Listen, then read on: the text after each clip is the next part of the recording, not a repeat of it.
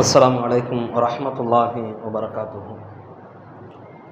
الحمد لله رب العالمين والعاقبة للمتقين والصلاة والسلام على نبينا محمد وآله وأصحابه أجمعين. أما بعد فإن أصدق الحديث كتاب الله وأحسن الهدي هدي محمد صلى الله عليه وسلم وشر الأمور محدثاتها وكل محدثة بدعة وكل بدعة ضلالة وكل ضلالة في النار. فقد قال الله تعالى في القرآن العظيم والفرقان المجيد فأعوذ بالله من الشيطان الرجيم. يا أيها الناس اتقوا ربكم الذي خلقكم من نفس واحدة وخلق منها زوجها وبث منهما رجالا كثيرا ونساء واتقوا الله الذي تساءلون به والأرحام إن الله كان عليكم رقيبا. يا أيها الذين آمنوا اتقوا الله حق تقاته ولا تموتن إلا وأنتم مسلمون. يا أيها الذين آمنوا اتقوا الله وقولوا قولا سديدا يصلح لكم أعمالكم ويغفر لكم ذنوبكم ومن يطع الله ورسوله فقد فاز فوزا عظيما. ربي اشرح لي صدري ويسر لي أمري واحلل عقدة من لساني يفقهوا قولي. கண்ணியத்திற்குரிய எல்லாம் அல்ல அல்லாஹுவின் நல்லடியார்களே, அல்லாஹனுடைய அளப்பெரும் கிருபையால் புனித மிகுந்த இஸ்லாத்தை நம்முடைய வாழ்க்கை நெறியாக ஏற்று வாழ்ந்து வருகிறோம். இந்த இஸ்லாம் நமக்கு காட்டி தருகிற ஒவ்வொரு அறிவுரைகளும் ஒவ்வொரு விதத்தில் இருக்கும். இறைவன் நமக்கு சொல்லுகிற விதம், சில நேரங்களில் இறைவன் கொஞ்சம் கடுமையான வாசகத்தை சொல்லி இறைவன் நமக்கு படிப்பினை பெற வைப்பான். சில நேரங்களில் சொர்க்கத்தை பற்றி, மறுமையை பற்றி, அந்த மறுமையில் கிடைக்கக்கூடிய சொகுசான வசதி நிறைந்த வாழ்க்கையை பற்றி இறைவன் நமக்கு நன்மாராயம் கூறி அதன் மூலம் நமக்கு என்ன செய்வான், நல்ல உபதேசங்களை இறைவன் போதிப்பான். இன்னும் பல இடங்களில் அல்லாஹ் ரப்பல் ஆலமீன் அறிவியல் ரீதியாக சொல்லி நம்மை அறிவுரை புகட்டுவான். அதே போல இன்னும் பல இடங்களில் வரலாறுகளை சொல்லி இறைவன் நமக்கு பல்வேறு விதமான படிப்பினைகளை நமக்கு கற்றுத்தருவான். அதில் இந்த வரலாறு சம்பந்தமாக நீங்கள் எடுத்து பார்த்தால் திருமறை குர்ஆனில் இருக்கக்கூடிய நபிமார்கள், நல்லவர்கள், அதே மாதிரி பெயரே குறிப்பிடப்படாத ஒரு கிராமவாசி என்றெல்லாம் அல்லாஹ் சொல்லி தருவான். யாருன்னே தெரியாது, எந்த காலத்தில் வாழ்ந்தாங்க, எந்த நபி இருக்கக்கூடிய காலம், எந்த சமூகத்தை சார்ந்தவர்கள் என்றே தெரியாது. இருந்தாலும் அல்லாஹ் ரப்பல் ஆலமீன் என்ன செய்வான், சில நல்லவர்கள் என்று அல்லாஹ் ரப்பல் ஆலமீன் சொல்லக்கூடிய மனிதர்களும் இருக்கிறார்கள் குர்ஆனில். அப்போ இப்படியான வரலாறுகளை எல்லாம் அல்லாஹ் சொல்லும் பொழுது ஒரே ஒரு வசனத்தில் வரலாறுகள் சம்பந்தமாக அதெல்லாம் நமக்கு ஏன் சொல்லப்பட்டிருக்கிறது என்று இறைவன் பேசுகிறான். அந்த வசனத்தில் இறைவன் சொல்லும் பொழுது லிஉலில் அல்பாப், யார் அறிவுடையவர்களாக இருக்கிறார்களோ, அறிவாளிகளாக இருக்கிறார்களோ அவர்களுக்கு என்ன, இந்த கசஸில், இந்த வரலாறுகளில் அவர்களுக்கு படிப்பினை இருக்கிறது என்று அல்லாஹ் சொல்கிறான். யாரோ எவரோ எந்தோ ஒரு காலத்தில் வாழ்ந்த அந்த வாழ்க்கை நமக்கு ஏன் எடுத்து காட்டப்பட வேண்டும்? அதில் இருக்கக்கூடிய படிப்பினைகள் அல்லாஹ் ரப்பல் ஆலமீன் நமக்கு சொல்லுவதற்கு காரணம் என்ன என்று என்றைக்காவது நம்ம யோசிச்சிருக்கிறோமா? நிறைய வரலாறு சொல்லுகிறான், நபிமார்களுடைய வரலாறு சொல்கிறான். இவர்கள் இப்படி வாழ்ந்தார்கள், இந்த மாதிரியான போதனை செய்தார்கள், இன்னும் அறிவுரையை புகட்டினார்கள், தன்னுடைய பிள்ளைகளுக்கு படிப்பினையை கற்றுக் கொடுத்தார்கள். இந்த மாதிரியான விஷயங்கள் எல்லாம் நமக்கு ஏன் அல்லாஹ் சொல்ல வேண்டும்? என்றோ வாழ்ந்த அந்த மக்கள், என்றோ வாழ்ந்த அந்த கூட்டம், என்றைக்கோ வாழ்ந்த அந்த நபிமார்கள், நல்லவர்கள், அவர்களுடைய வரலாறுகளை அல்லாஹ் ரப்பல் ஆலமீன் திருமறை குர்ஆனில் இன்றைக்கும் ஒவ்வொரு வக்து தொழுகையிலையும் ஓதக்கூடிய வசனங்களாக மீண்டும் மீண்டும் ஓதினால் அதில் தித்திப்பான தெளிவுரைகள் வழங்கப்படும் என்பதை போன்று எக்கச்சக்கமான நன்மைகளுடைய மொத்த பெட்டகமாக இந்த குர்ஆன் இருக்கிறது. அப்படிப்பட்ட குர்ஆனில் இறைவன் இவ்வளவு விஷயத்தை சொல்வதற்கு காரணம் என்ன என்பதை என்றைக்காவது யோசிச்சிருக்கிறோமா? அப்போ இறைவன் அல்லாஹ் ரப்பல் ஆலமீன் நமக்கு சொல்வதற்கு ஒரு காரணம், இதில் படிப்பினை இருக்குது. அறிவாளின்னு நீ பேசுகிறன்னா, அறிவாளி என்று நீ உலகத்தில் தன்னை நிரூபிக்க வேண்டும் என்று உலகத்தில் எல்லாருமே நாம் என்ன செய்கிறோம், ஆசைப்படுகிறோம். நம்மளை யாராவது முட்டாள்னு சொன்னால் நம்ம கோவப்படுறோம். நான் அறிவாளி தான் என்பதை நிரூபிப்பதற்கு அத்தனை களங்களை நாம் அமைத்துக் கொள்கிறோம். அந்த அறிவாளிகளுக்கு இறைவன் சொல்லக்கூடிய ஒரு படிப்பினை வரலாறுகளில் இருக்கிறது, அதில் உள்ள படிப்பினை பார் என்று அல்லாஹ் சொல்கிறான். அப்படிப்பட்ட நல்லவர்கள் நபிமார்களுடைய வரலாறுகளில் மிக மிக பிரசித்தி பெற்ற ஒரு வரலாறு என்றால் நபி இப்ராஹிம் அலைஹிஸ்ஸலாம் அவர்கள் சம்பந்தமாகத்தான். அவருடைய வாழ்க்கையில் இல்லாத படிப்பினையே இல்லை என்று சொல்லக்கூடிய அளவிற்கு அவ்வளவு வாழ்க்கை தத்துவங்களை ரத்தின சுருக்கமாக வாழ்ந்து காட்டியிருக்கிறார்கள் இப்ராஹிம் அலைஹிஸ்ஸலாம்.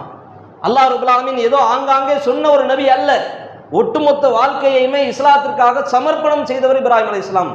அவர்களுடைய கண்ணியத்திற்கு, அவர்களுடைய புகழுக்கு நிகர் யாரும் இல்லை என்று புகழாரம் சூட்டக்கூடிய அளவிற்கு, சிலிர்த்து சிலாகித்து பேசக்கூடிய அளவிற்கு இறைவனே வசனங்களால், வார்த்தைகளால் வர்ணித்து சொல்லியிருக்கிறான். அவ்வளவு விஷயங்கள் இருக்கிறது இப்ராஹிம் அலைஹிஸ்ஸலாம் அவருடைய வரலாறுல. அதுல இந்த மாதத்தை கொண்டு நாம ஜமாத்தின் மூலமாக ஒரு அறிவிப்பை செய்திருக்கிறோம். இறை நேசமும் இப்ராஹிம் அலைஹிஸ்ஸலாம் அவர்கள் சம்பந்தமாக. இப்ராஹிம் நபி இடத்துல எவ்வளவு இறை நேசம் வெளிப்பட்டது, அந்த இறை நேசத்திற்கு நிகராக, இறை நேசத்திற்கு சமமாக உலகத்தில் எதையுமே இப்ராஹிம் அலைஹிஸ்ஸலாம் விரும்பினது கிடையாது. பொண்ணோ, பொருளோ, சொத்தோ, பத்தோ, நகை நட்டுகளோ, ஆபரணங்களோ, சொந்த பந்தமோ எதையுமே அவர்கள் என்ன செய்யவில்லை, ரெண்டையும் சமமாக பார்க்கவில்லை. இறை நேசத்திற்கு முன்னால் அத்தனையும் அடிபணிந்து விடும், இறை நேசத்திற்கு முன்னால் எதுவும் சமமாகாது என்பதில் தெளிவாக இருந்தவர்கள் இப்ராஹிம் அலைஹிஸ்ஸலாம். இது இறைவனே திருமறையில சொல்லித் தருகிறான் நமக்கு. இப்ராஹிம் நபியை பற்றி ரத்தின சுருக்கமாக சொல்வதாக இருந்தால் ஒரு 3 வசனங்கள் போதும். அல்லாஹ் சொல்லித் தரக்கூடிய வசனங்கள். அல்லாஹ் பேசுகிறான், உமை எருகபு அம் இல்லத்தை இப்ராஹிம இல்லாமன் சஃபிக நஃப்ஸா. மூடனை, முட்டாளை தவிர வேறு யார் இப்ராஹிம் நபியினுடைய வாழ்க்கையை புறக்கணிக்க முடியும்? ஒரு கேள்வி அல்லாஹ் கேட்கிறான் பாருங்கள். கேள்வி கேட்கிறான் அல்லாஹ். எந்த மாதிரியான கேள்வி? முட்டாள் தான் இப்ராஹிம் நபியினுடைய வாழ்க்கையை புறக்கணிப்பான். முட்டாளை தவிர அறிவாளின்னு சொல்ற யாருமே என்ன செய்ய மாட்டார்கள், இப்ராஹிம் நபியினுடைய வாழ்க்கையை புறக்கணிக்க மாட்டார்கள். அவ்வளவு வாழ்க்கையில படிப்பினை இருக்கிறது இப்ராஹிம் நபியினுடைய வாழ்க்கையில். இது ஒரு வசனம். இன்னொரு வசனத்தில் அல்லாஹ் சொல்கிறான், ஒத்தஹதல்லாஹு இப்ராஹிம ஹலீலா. அல்லாஹ் தன்னுடைய உற்ற தோழனாக இப்ராஹிம் நபியை தேர்ந்தெடுத்துக் கொண்டான். இது 2வது சிறப்பு, மிகப்பெரிய சிறப்பு. உலகத்தில் திருமறை குர்ஆனை கொண்டு தன்னுடைய உற்ற தோழன், பெஸ்ட் ஃப்ரெண்டுன்னு அல்லாஹ் ரப்பல் ஆலமீன் அறிமுகப்படுத்துறது இப்ராஹிம் நபியை மட்டும்தான். ரசூலுல்லாஹ் அல்லாஹ் ரப்பல் ஆலமீன் தன்னுடைய தோழர் என்பதை போன்று சொல்லக்கூடிய விஷயங்கள் ரசூலுல்லாஹ் வஹீ செய்தியின் மூலமாக, ஹதீஸின் மூலமாக சொல்லி தந்திருக்கிறார்கள். குர்ஆனை நாம தொழுகையில ஓதுகிறோம். அப்படிப்பட்ட குர்ஆன்ல அல்லாஹ் ரப்பல் ஆலமீன் ஒரு நபியை, ஒரு மாமனிதரை, ஒரு மகத்தான தூதரை அல்லாஹ் தன்னுடைய தோழர் என்று அறிவிக்கிறான் என்றால் இப்ராஹிம் நபி தான். அப்படிப்பட்ட இப்ராஹிம் நபியினுடைய வாழ்க்கையை அல்லாஹ் ரப்பல் ஆலமீன் சொல்லும் பொழுது, இது கால லஹு ரப்புஹு அஸ்லிம், அவரிடத்தில் அஸ்லிம் கட்டுப்படுன்னு சொல்லப்பட்டால், கால அஸ்லம்து லிரப்பில் ஆலமீன், அகிலத்தின் இறைவனான அல்லாஹ்விற்காக நான் கட்டுப்படுகிறேன் என்று சொல்வார். எல்லா விஷயத்திலையுமே கட்டுப்பட்டார், எந்த விஷயத்திலையும் முரண்படலை. அதுலோ இதுலோ அப்படின்ற மாதிரி நம்ம பின்வாங்குவோம், ஜகா வாங்குவோம், அதை விட்டு புறக்கணிக்குவதற்கு நாம் விரும்புவோம். அது வேண்டாம் என்று வாழ்க்கையில் இது தேவையில்லை தானே என்பதை போன்று நினைப்போம். ஒரு விஷயம் தானே, அல்லாஹ் மன்னிக்க மாட்டானா என்று இன்றைக்கு பேசுவோம். ஆனால் இப்ராஹிம் நபி இடத்தை பொறுத்த வரைக்கும், அவருடைய வாழ்க்கையை பொறுத்த வரைக்கும் ஒரு விஷயம், ஒரே ஒரு விஷயம் என்று கூட அவர் அற்பமாக நினைக்கல. எதா இருந்தாலும் சரி, நான் அதில் முதலாவனாக இருக்கணும், ஃபர்ஸ்ட் இருக்கணும். அல்லாஹ்வினுடைய நேசம் என்றால் அதை பெறுவதில் முதலாவனாக நான் இருக்கணும். அல்லாஹ் அப்படி ஆக்கினான். மறுமையில ஒட்டு துணி இல்லாமல் அத்தனை மக்களும் எழுப்பப்பட்டு நிறுத்தப்படும் பொழுது முதலில் ஆடை அணிவிக்கப்பட்டு சிறப்பிற்கு உள்ளாக்கப்படுபவர் இப்ராஹிம் அலைஹிஸ்ஸலாம். ஏன் அதுக்கு முன்னாடி தூதர்கள் வரலையா? யோசித்து பாருங்கள். ஏனைய தூதர்களை இழிவுபடுத்துவதை போன்று அல்ல, கூடுதல் சிறப்பு இப்ராஹிம் நபிக்கு இருக்கிறது என்பதற்காக யோசித்து பாருங்கள். ஏன் அதுக்கு முன்னாடி எத்தனையோ தூதர்கள், ஆதம் அலைஹிஸ்ஸலாமை விடவா, நபி நூஹ் அலைஹிஸ்ஸலாம் அவர்களை விடவா, எவ்வளவோ தூதர்கள் வந்திருக்கிறார்கள். எத்தனையோ சமூகம் கடந்து போயிருக்கிறது, ஆண்டுகள் உருண்டு ஓடி இருக்கிறது. அதற்கு பின்னாடி வந்தவர்கள் இப்ராஹிம் அலைஹிஸ்ஸலாம். கிட்டத்தட்ட நம்ம இந்த காலத்துல இருந்து ஒரு 5000 வருஷம் எடுத்துக்கலாம். 5000 வருஷத்துக்கு முன்னாடி வாழ்ந்த இப்ராஹிம் நபியினுடைய வாழ்க்கையை இன்றைக்கு நாம நினைவு கூறுகிறோம்னா சும்மாவா? யோசித்து பாருங்கள். இன்றைக்கு பரம்பரையாக முஸ்லிம்கள் என்று சொல்லுகிறோம். நாம இந்தியாவில் இறை தூதர்லாம் அனுப்பப்படலை. ரசூலுல்லாஹ்வுக்கு பிறகு எந்த இறை தூதரும் இல்லை. இஸ்லாத்தை இந்தியாவுக்கு கொண்டு வந்தவர்கள் பின்னாடி வந்த மக்கள் தான். இன்னைக்கு நாம இஸ்லாத்தில் இருக்கிறோம் தானே, இன்னைக்கு நாம முஸ்லீம்னு சொல்றோம். ஃபர்ஸ்ட் நம்முடைய முன்னோர்கள், மூதாதையர்கள் யார் இஸ்லாத்தை ஏற்றார் தெரியுமா? தெரியாது. சரி, சொத்து அனுபவிக்கிறோம் வீட்டில், வாப்பா அம்மா சேர்த்து வச்ச சொத்து. இன்றைக்கு யாராவது ஒரே ஒருத்தர், இந்த ஊர்ல ஒரே ஒருத்தர் என்னுடைய தாத்தாவுடைய தாத்தா பேர் இதுதான் சொல்ல முடியுமா? யாராவது சொல்ல முடியுமா? இதே நிலைதான் நமக்கும். நமக்கு பின்னாடி வந்தவர்கள் நம்முடைய சொத்தை அனுபவிப்பார்கள். நாம் சேர்த்து வச்ச சுகத்தை எல்லாம் அவர்கள் வசதியோடு வாழ்ந்து கழிப்பார்கள், அத்தனையும் செலவழிப்பார்கள். நம்மை நினைவு கூறுவதற்கு கூட உலகத்தில் ஆள் இருக்காது. இப்ப இப்ராஹிம் நபியினுடைய வாழ்க்கையை பாருங்கள். 5000 வருஷத்திற்கு பிறகு இன்றைக்கும் நாம பேசிக்கொண்டிருக்கிறோம் என்றால் சும்மாவா? வாழ்க்கை அவ்வளவு லேசா அல்லாஹ் ஆக்கியிருக்கிறானா? அப்படிலாம் கிடையாது. இன்னும் கியாமத் நாள் வர வரைக்கும் எத்தனை 1000 ஆண்டுகள், லட்சம் ஆண்டுகள் உருண்டு ஓடினாலும் அந்த இப்ராஹிம் நபியினுடைய புகழ் நிலைத்து கொண்டே இருக்கும். கடைசி வரைக்கும் உலகத்தில் ஒலித்து கொண்டே இருக்கும், கியாமத் நாள் வர வரைக்கும். அப்படிப்பட்ட ஒரு வாழ்க்கைக்கு சொந்தக்காரர் இப்ராஹிம் நபி. இது சும்மா ஒன்றும் கிடையாது. எந்த இடத்திலையும் அவர் அல்லாஹ்வினுடைய விஷயத்தில் தனித்துவத்தோடு பார்த்தார். இறைவனா, இறைவனுடைய கட்டளையா என்று வந்துவிட்டால் அதற்கு தனி மகத்துவம், தனி மதிப்பு. நாம் அப்படி பார்க்கறது கிடையாதே. நம் வாழ்க்கை அப்படி இல்லையே. சும்மாதான் அல்லாஹ் ரப்பல் ஆலமீன் தன்னுடைய உற்ற தோழன் என்று அறிவிக்கல. திருமறை குர்ஆனை கொண்டு அல்லாஹ் ரப்பல் ஆலமீன் சும்மா ஒன்றும் தனக்கு தோழர் என்று பிரகடனப்படுத்தல. அவ்வளவு வாழ்க்கையில சிறப்பு இருக்கிறது. அதுல ஒரே ஒரு சம்பவத்தை நீங்கள் பாருங்கள். தந்தை விஷயத்தில் அல்லாஹ் ரப்பல் ஆலமீன் சொல்லும் பொழுது, அவருடைய தந்தை கடைசி வரைக்கும் இணை வைப்பிலே இருந்து அதே நிலையில் இறந்தும் போகிறார். இந்த நிலையில் மரண தருவாயை அடைந்த இப்ராஹிம் நபியினுடைய தந்தை அந்த நிலையில் மரணித்து போன பிறகு இப்ராஹிம் நபி செய்த ஒரே ஒரு தவறு அல்லாஹ் ரப்பல் ஆலமீன் குர்ஆன்ல அதையும் சொல்லுகிறான். எல்லா விஷயத்திலையும் இப்ராஹிம் நபி இடத்துல முன்மாதிரி இருக்கிறது, ரோல் மாடல் இருக்கிறது, அழகான முன்மாதிரி, பெஸ்ட் ரோல் மாடல் உலகத்தில். ஆனால் தன்னுடைய தந்தைக்காக பிரார்த்தனை செய்த அந்த விஷயத்தில் மட்டும் முன்மாதிரி இல்லை என்று அல்லாஹ் சொல்கிறான். ஏன் சொல்ல வேண்டும்? படைத்தவனுக்கு முன்னுரிமை கொடுக்க வேண்டும், முக்கியத்துவம் கொடுக்க வேண்டும். படைத்தவனுடைய மார்க்கத்திற்கு நிகராக உலகத்தில் யாரையும் நேசிக்க கூடாது. இறை நேசம் உயர்த்தப்பட்டு தூக்கப்பட்டு முதலிடத்தில் அமர்த்தப்பட வேண்டும். இப்ராஹிம் நபி எல்லா இடத்திலையும் அப்படித்தான் இருந்தார். தந்தை என்ற வந்த பிறகு தந்தைக்காக பிரார்த்தனை செய்து விட்டார். இந்த இடத்தில் முஸ்லிம்களுக்கு முன்மாதிரி இல்லை என்று அல்லாஹ் சொல்கிறான். இது சொல்லுகிற பாடம் எக்கச்சக்கமான படிப்பினையை சுமந்து நிற்கிறது. அதுல ஒரு பாடம், இந்த உலகத்துல நாம நேசிக்கக்கூடிய நேசமோ பாசமோ சேர்த்து வைக்கிற சொத்தோ சுகமோ இரத்த பந்த உறவுகளோ யாரும் மறுமையில நமக்காக கை கொடுத்து தூக்க மாட்டார்கள், நமக்காக பரிந்து பேச மாட்டார்கள், நமக்காக வாதாட மாட்டார்கள். நம்மை சொர்க்கத்திலே கொண்டு வந்து சேர்ப்பதற்காக அவர்கள் மறுமையிலே வந்து எந்த ஒரு முயற்சியும் செய்ய மாட்டார்கள். அந்த நேரத்தில் இறை நேசம் மட்டும்தான் நிலைத்து நிற்கும். ரசூலுல்லாஹ் கூட சொன்னார்கள், இந்த உலகத்திலே இறைவனுடைய கருணை இல்லாமல், இறைவனுடைய மன்னிக்கும் தன்மை இல்லாமல் ஒரு உசுறு சொர்க்கத்துக்கு போகாது, ஒரு அடியார் சொர்க்கத்துக்கு போக மாட்டார். அப்ப ரசூலுல்லாஹ் பார்த்து கேட்கப்பட்டது, அல்லாஹ்வுடைய தூதரே, உங்களுக்கும் இதுதான் நிலையா? ஆமாம், எனக்கும் இதுதான் நிலை. நானாக இருந்தாலும் படைத்தவனுடைய கருணை இல்லாமல் என்னால் சொர்க்கத்திலே அடியெடுத்து வைக்க முடியாது என்று சொன்னார்கள் அல்லாஹ்வுடைய தூதர். ஏன் சொல்ல வேண்டும்? உலகத்தில் நாம செய்யக்கூடிய அமல்கள் மட்டும் சோனத்திலே கொண்டு போய் சேர்த்து விடாது. நாம சேர்த்து வைக்கிற அத்தனை விஷயங்களும் அத்தனை நன்மைகள் மட்டும் படைத்தவனிடத்திலே நல்ல ஒரு புகழாரத்தையும் புகழ்ச்சியும் நமக்கு பெற்று தந்து விடாது. இறைவனுடைய கருணை பார்வை நம்மின் மீது விழ வேண்டும். அதற்குண்டான வழியையும் ரசூலுல்லாஹ் சொன்னாங்க. என்ன வழி தெரியுமா?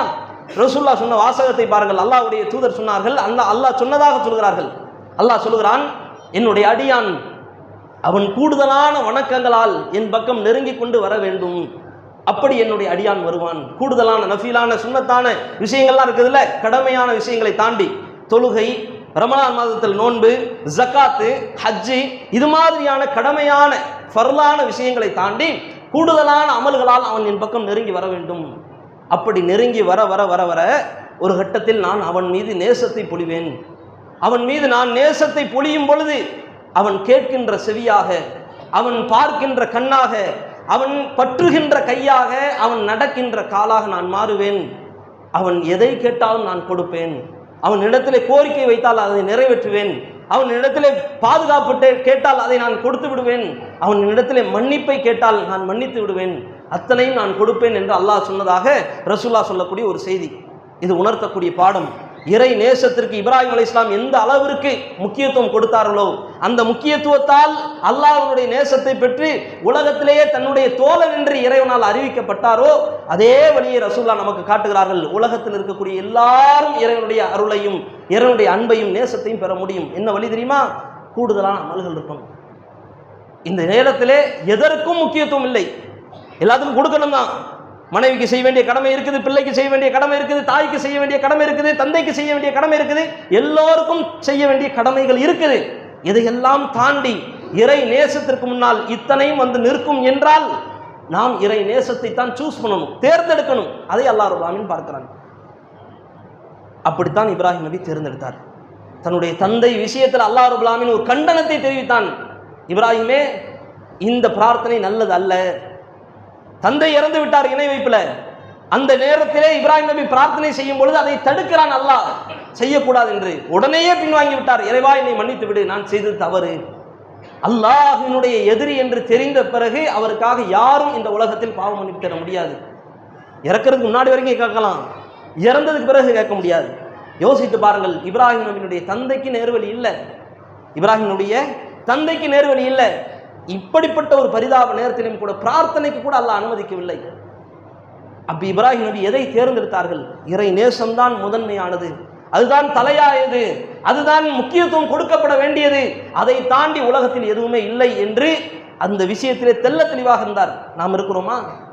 யோசித்து பாருங்கள். எத்தனையோ சட்டங்கள் வாரம் வாரம் வந்து ஜும்மாவில் வந்து அமர்கிறோம், எவ்வளவோ அறிவுரைகள் சொல்லப்படுகிறது, எவ்வளவோ போதனைகள் போதிக்கப்படுகிறது, எத்தனையோ வசனங்கள் எடுத்து பேசப்படுகிறது, எத்தனையோ ஹதீசுகள் எடுத்து விளக்கப்படுகிறது. செயல்படுத்திட்டோமா? யாருக்கு இம்பார்ட்டன்ட்? எதுக்கு முக்கியத்துவம் கொடுக்கிறோம்? எதை முதன்மையானதாக கருதுகிறோம்? யாருக்கு நாம எந்த விஷயத்திலே நாம் தலையாய ஒரு அங்கமாக மனதில் வைத்துக் கொண்டிருக்கிறோம்? எதற்கு மதிப்பு? மார்க்கத்துக்கா அல்லது மனோ இச்சைக்கா? கொள்கைக்கா அல்லது மத்த குடும்பத்திற்கா? யோசித்து பாருங்கள். கொள்கையா குடும்பமா என்று வந்துவிட்டால் நாம் குடும்பத்தை தேர்ந்தெடுக்கிறோம். மார்க்கமா மனோ இச்சையா என்று வந்துவிட்டால் மனோ இச்சையை தேர்ந்தெடுக்கிறோம். இதுவா இப்ராஹிம் நபியினுடைய வழி? அல்லாஹ் ரப்பல் ஆலமீன் இதைத்தான் வன்மையாக நமக்கு கண்டித்து பேசுகிறான் பல இடங்கள்ல. அதுல ஒரு விஷயத்தை தான் இப்ராஹிம் நபியோடு அல்லாஹ் ஒப்பிட்டு சொல்கிறான். இப்ராஹிம் நபி இடத்துல இப்படிப்பட்ட ஒரு பண்பு இருக்கிறது, இதை யோசித்து பார், இதை சிந்தித்து பார், இதை செயல்படுத்தி பார். அல்லாஹ் ரப்பல் ஆலமீன் நம்மை நோக்கி அழைப்பு விடுக்கிறான். ஒமையருகபு அம்மில்லத்த இப்ராஹிம இல்லா மன் சஃபிக நஃப்ஸா, முட்டாளை தவிர இப்ராஹிம் நபியினுடைய வாழ்க்கை தத்துவங்களை புறக்கணிப்பதற்கு யாரும் விரும்ப மாட்டார். நாம விரும்பி கொண்டிருக்கிறோம். அவர் கட்டுப்பட்ட மாதிரி, அவர் அடிபணிஞ்சு போன மாதிரி, அவர் செயல்படுத்தி காட்டின மாதிரி நம்முடைய வாழ்க்கையில் நாம் காட்டுறது கிடையாதே. நம்ம வாழ்க்கையை எவ்வளவு பேர் பார்த்து கொண்டிருக்கிறார்கள், பிற பேர் அலசி ஆராய்ந்து கொண்டிருக்கிறார்கள், ஆய்வு செய்து பார்த்து கொண்டிருக்கிறார்கள். நம்மளால் நிற்க முடிகிறதா? ஒரு பிற மதத்தவர்கள் நம்மகிட்ட வந்து ஒரு கேள்வி கேட்டாலும் கூட நம்மளால பதில் சொல்ல முடியலையே. அந்த நிலையில் தானே நம்முடைய ஈமான் இருக்கிறது, அந்த நிலையில் தானே நம்முடைய மார்க்க அறிவு இருக்கிறது. என்றைக்காவது யோசிச்சிருக்கிறோமா? யோசித்து பாருங்கள். ஒரு வீட்டில் ஒரு சொத்து பத்து பிரச்சனைனா, ஒரு குடும்ப பஞ்சாயத்துனா எவ்வளவு வாதங்களை, பிரதிவாதங்களை, மாற்றுவாதங்களை தேடி தேடி கண்டெடுத்த ஆதாரங்களை சேமித்து வைத்திருக்கிறோம். நம்ம குடும்பத்தில் இன்னைக்கு ஒரு வீட்டு பிரச்சனை வந்துருச்சு, எடுத்து பத்திரத்தை காட்டுவோம்ல. அந்த மாதிரியான நிலை நம்முடைய மார்க்க விஷயத்தில் இருக்குதா? செயல்படுத்துறதுக்கு ஒன்னொன்னுக்கு ஆதாரம் தெரியுமா? யோசித்து பாருங்கள். இன்றைக்கு ஆட்சியாளர்கள் அரசாங்கத்தின் மூலமாக எக்கச்சக்கமாக கிடுக்கு பிடிகளை நம்முடைய சமூகத்தின் மீது நிகழ்த்தி கொண்டிருக்கிறார்கள். பொது சிவில் சட்டம் வந்துருச்சு, குடியுரிமை சட்டம் வந்துருச்சு, எக்கச்சக்கமாக எதிர்ப்பு அலைகளால் இஸ்லாமிய சமூகம் கொத்தப்பட்டு கொதறப்பட்டு கொண்டிருக்கிறது. என்றைக்காவது ஆர்ப்பரிக்கிறோம், கொந்தளிக்கிறோம், கோரிக்கை நடத்துகிறோம், எவ்வளவு போராட்டம் நடத்துகிறோம். அறிவு ரீதியாக சந்திப்பதற்கு நமக்கு தெம்பு இருக்கிறதா? என்ன சொல்ல வரான்? மார்க்கம் என்ன சொல்லுது? சட்டம் தெரியுமா? சொத்துரிமை சட்டம் இன்னைக்கு தெரியுமா நமக்கு எல்லாத்துக்கும்?